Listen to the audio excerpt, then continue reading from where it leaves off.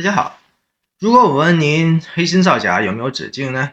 你或许完全没有具体的答案，因为毫无底线的人，黑心也是毫无止境的。这不，对赵领的黑心的攻击再上了一个新的台阶了，甚至搞得权力机关也不得不出面了。但是这一次却又不是澄清，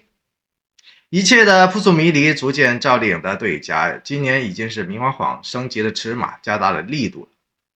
如同一路都在紧密窥伺王一博的举报团伙一样。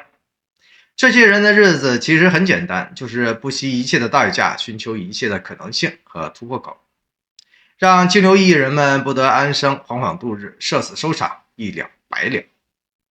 因此，沉默不是办法，相关艺人必须祭出最高、最强、最亮、最悬赏的绝地反击方式了。